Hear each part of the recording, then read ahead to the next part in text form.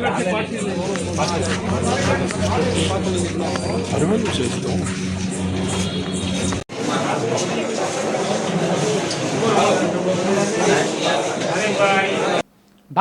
Vartej police station હદ વિસ્તારમાં જે ગઈકાલે રાત્રિ દરમિયાન હત્યાનો બનાવ સામે આવ્યો હતો, જેમાં રવિ રબારી નામના યુવકની કેટલાક અસામાજિક તત્વો દ્વારા આંતરીને તેની હત્યા કરી દેવામાં આવે છે.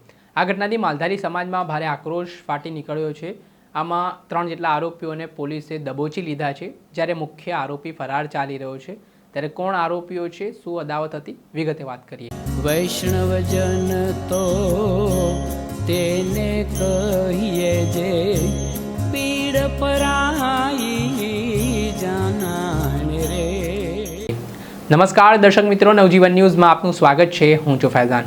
ભાવનગરમાં હત્યાની ઘટનાથી ફરી ચકચાર મચી છે, જેમાં સરા જાહેરમાં જાહેર રસ્તા પર આ હત્યાનો બનાવ સામે આવતા કાયદો અને વ્યવસ્થાની સ્થિતિ સામે પણ સવાલ ઉઠવાની શરૂઆત થઈ છે.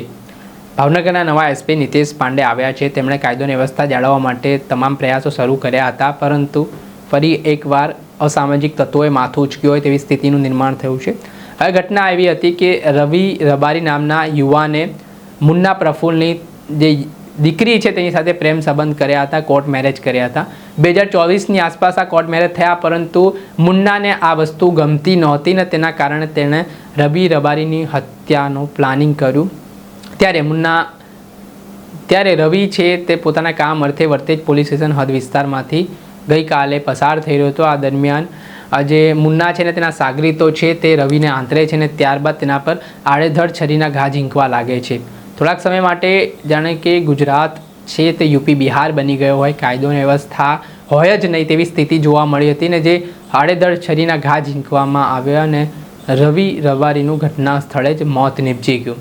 આ ઘટના બાદ વર્તેજ પોલીસ દોડતી થઈ હતી. આ મામલે 4 જેટલા શખ્સો સામે પોલીસે હત્યા તેમજ અલગ અલગ કલમો હેઠળ ગુનો દાખલ કર્યો હતો ને આમાં જે 3 આરોપીઓ છે તેમને પકડવામાં વર્તેજ પોલીસને સફળતા હાથ લાગી છે, જ્યારે મુખ્ય સૂત્રધાર મુન્નાહાર ફરાર ચાલી રહ્યો છે.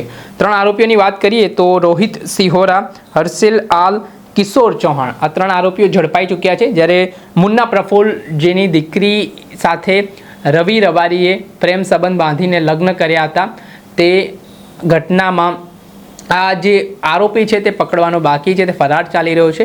તેને પકડવા માટે ભાવનગરની અલગ અલગ પોલીસની ટીમ પણ કાર્યરત જોવા મળી રહી છે અને તેને ઝડપી પાડવા માટે તપાસના ચક્ર ગતિમાન કર્યા છે.